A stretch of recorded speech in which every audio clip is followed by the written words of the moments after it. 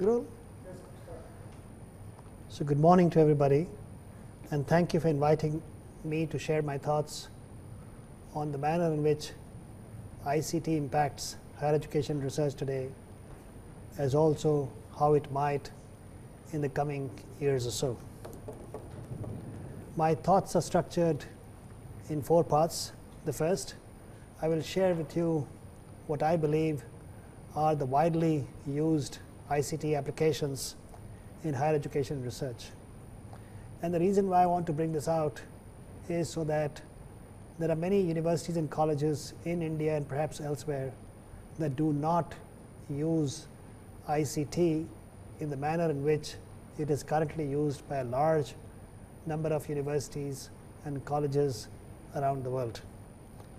The second, I want to share with you very quickly some of the initiatives we have taken at BITS Pilani in using ICT in all that we do at BITS Pilani. Third, I would like to speculate as to how I believe internet will develop in the coming 5 years and perhaps even 10 years. And lastly, I want to share with you what I think might be the impact of all that will happen as far as internet is concerned. So let me begin with sharing with you some of the commonly used ICT applications in institutions such as ours. The first is the use of internet solely for the purpose of communications, whether it is one-on-one communication or one-to-many or many-to-many communications. And all of us have been doing this using email, Skype, WebEx, and several other tools.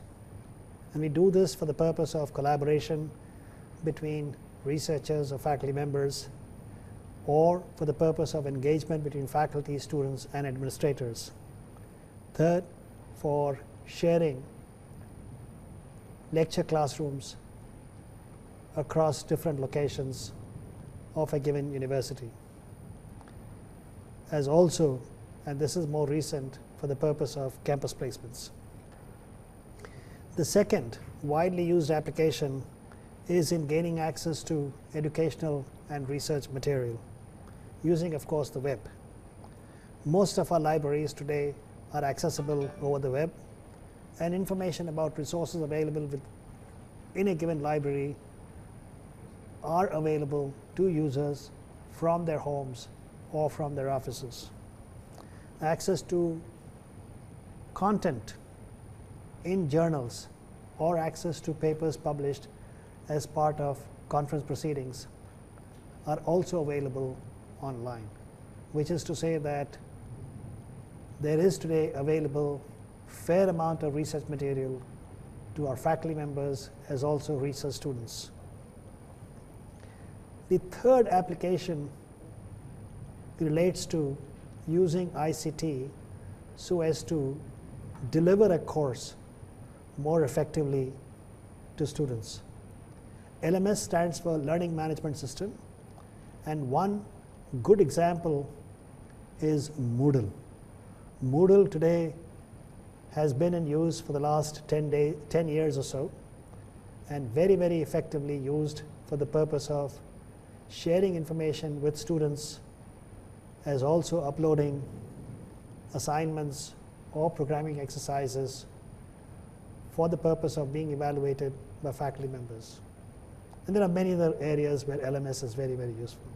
And I can only see that LMS will evolve over a period of time to provide new tools for faculty members to engage with students. Lastly, e-books. My own experience with e-books, of course, is very limited, but I do know that there are a large number of faculty members and students that are using e-books for the purpose of education or research. The third application that I believe is quite widely used in our institutions is the manner in which universities and colleges reach out to people. By people, I mean 2 sets of individuals. One, students who are seeking admissions to the university or college, and second, potential faculty members seeking a job with a given university or college. ICT today is very effectively used for the purpose of seeking applications from students, as also making offers to students of admissions into colleges. And same is the case with people seeking faculty positions in universities or colleges. The fourth application that I see is in publishing. Publishing research either in journals or through conferences. In all of this, the web today is used very, very effectively for one to communicate one's own manuscript to be accepted for presentation at a given conference or to be published in a journal. And all the back-end processing that goes on in accepting or rejecting a paper either for a journal or for a conference, all that back-end processing happens through the net. We can also use ICT to be able to check plagiarism. Let me now turn to some of the applications that we have mastered at BITS Pilani, or ones that we are beginning to experiment with at BITS Pilani. The first of these is a 10-year-old application that BITS Pilani has perfected, and this has to do with admissions to the undergraduate program at BITS Pilani. We've been using online entrance examination for the past 10 years. Last summer, 185,000 students took the test online at 50 different locations, and each location would offer anywhere from 20 to 50 sessions in which a student could take the examination. These tests are also proctored, and we also use biometrics to be able to determine whether a student who's taking the test is indeed the student who's seeking admission.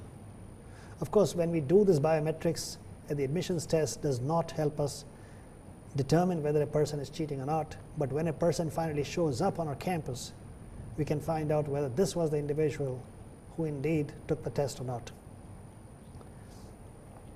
To my mind, yes, it makes life very easy, but I think it also makes possible certain things that are otherwise not possible.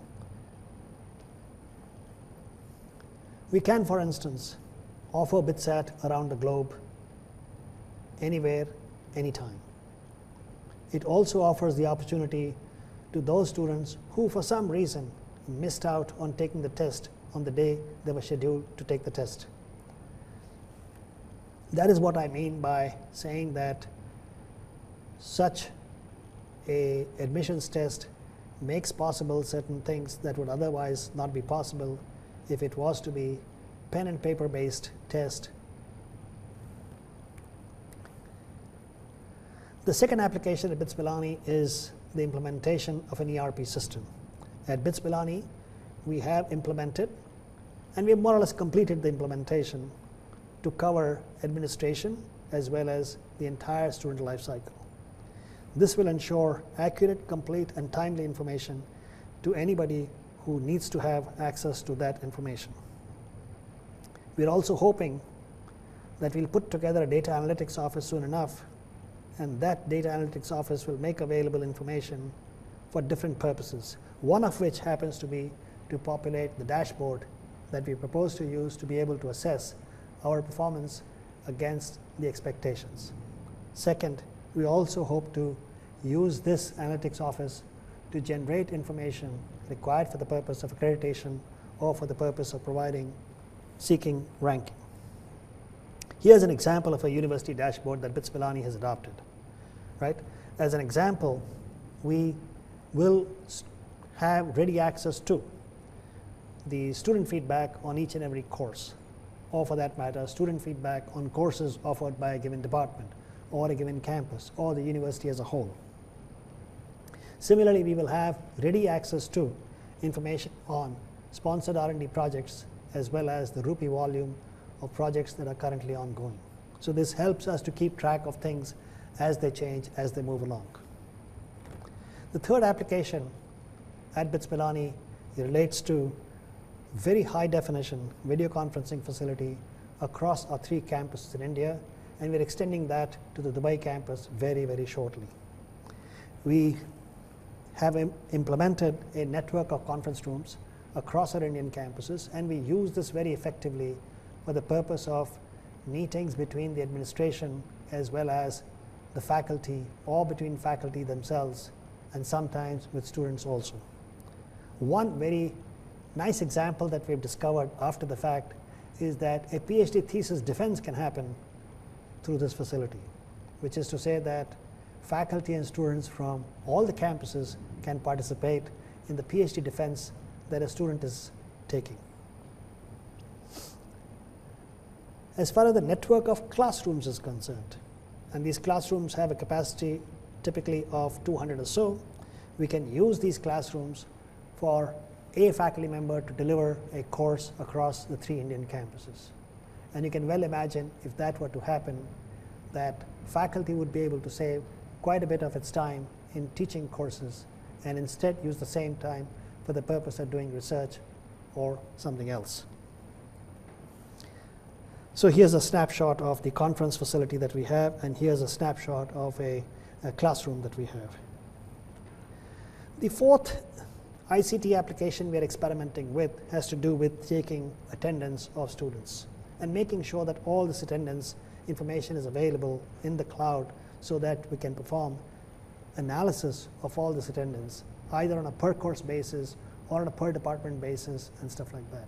I can also find out as a result as to how many classes were not taken by faculty members and so on and so forth, right?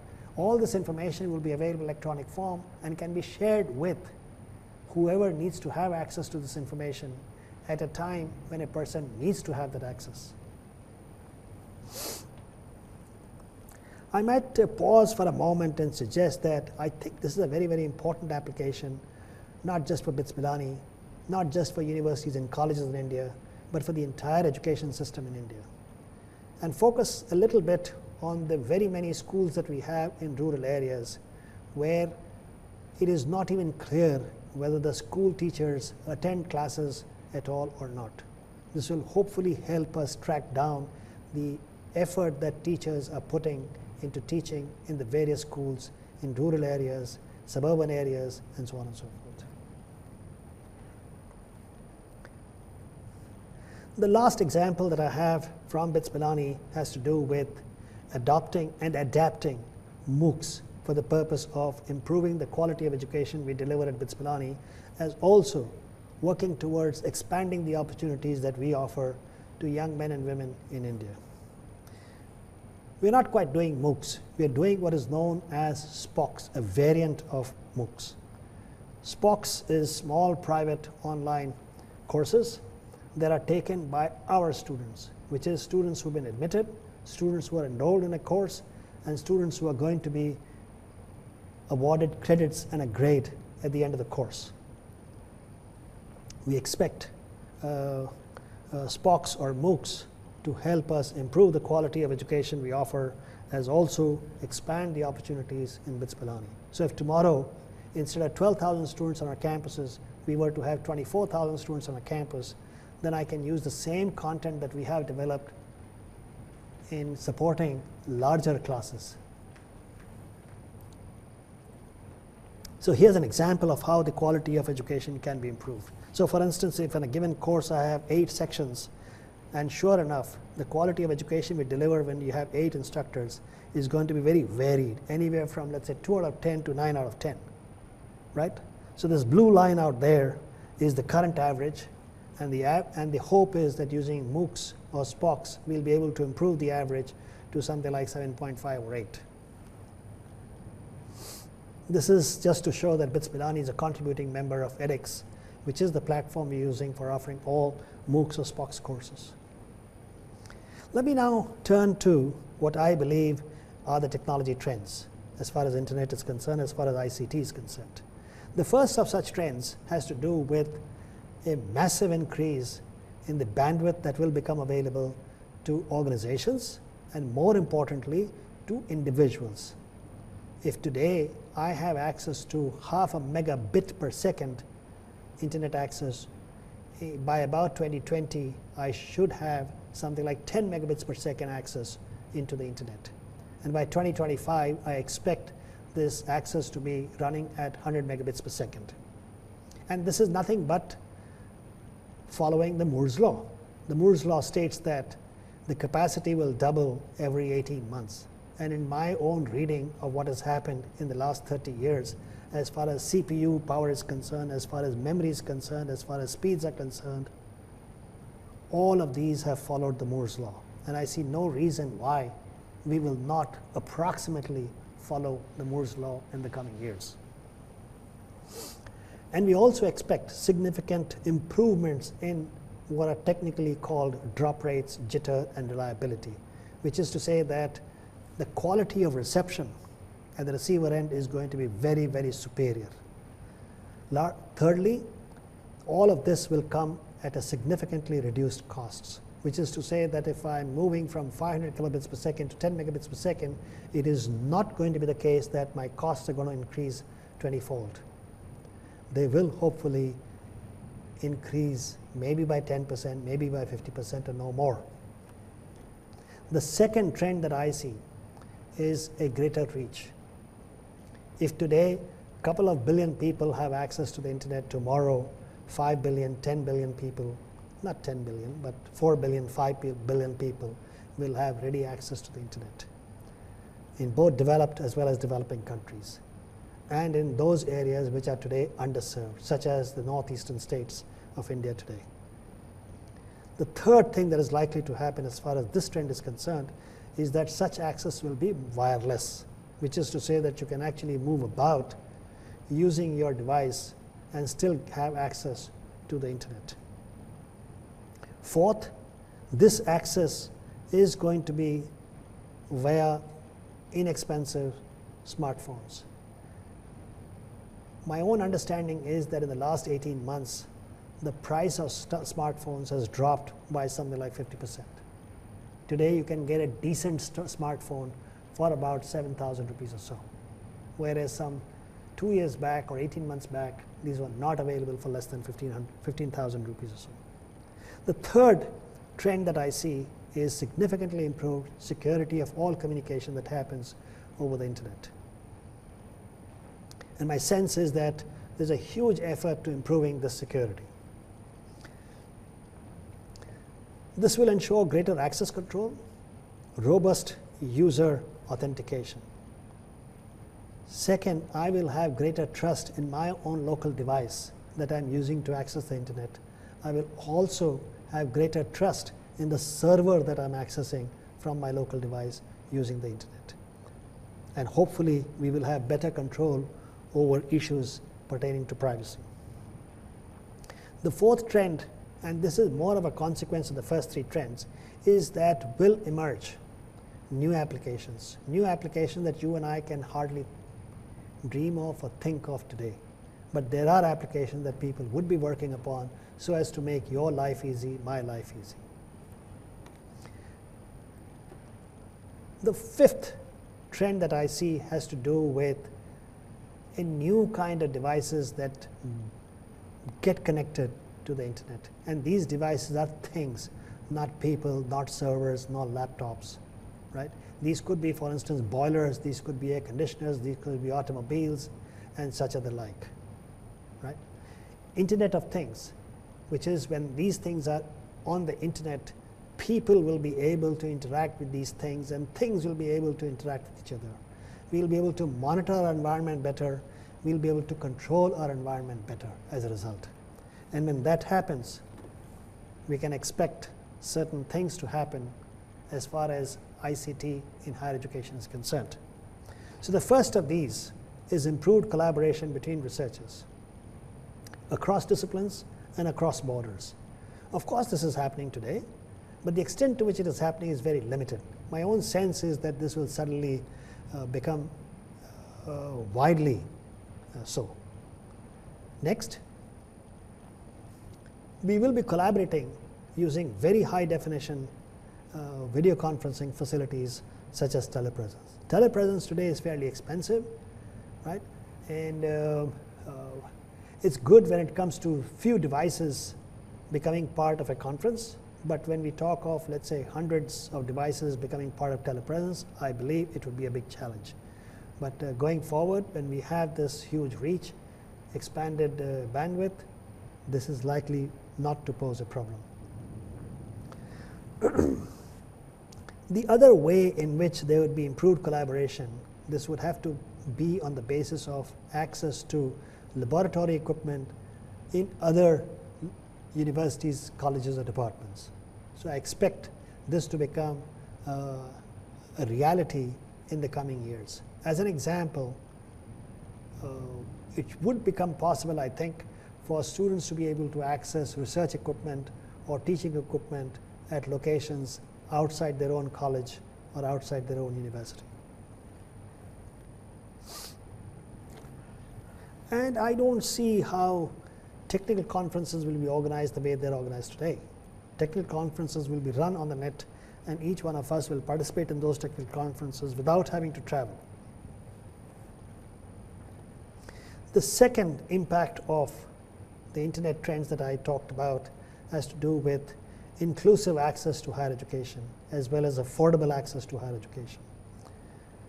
Given the fact that in India today 28 million students are in the university sector, resulting in a gross enrollment ratio of 19%, it is expected that this number will grow to 50 million very shortly by 2020, or is it 2025, and 70 million by 2030. Imagine the kind of investment that one will have to make to be able to sustain 50 million students in the higher education sector or 70 million students in the higher education. My own sense is that 250,000 crore rupees will be required to be able to create capacity on our campuses if we have to sustain 50 million students. And that is assuming that we're going to provide bare bones infrastructure. If we have to provide the kind of infrastructure that BITS Pilani is working upon, it would perhaps be more like 1 million crore rupees. And this affordable, inclusive access to higher education would be across regions, across languages, across economic conditions. Next, I believe open distance learning and on-the-job learning will become a reality. In other words, many of these 50 million and 70 million people will actually learn from their homes and not have to sit in classrooms such as this or live in hostels such as the ones that we have in our campuses.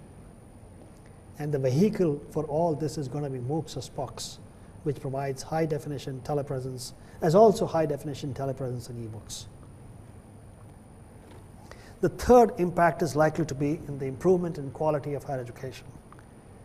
Of course, we need to bring this about while recognizing the fact that access to good quality young faculty is very, very limited. So we've got to do all this in spite of such shortages.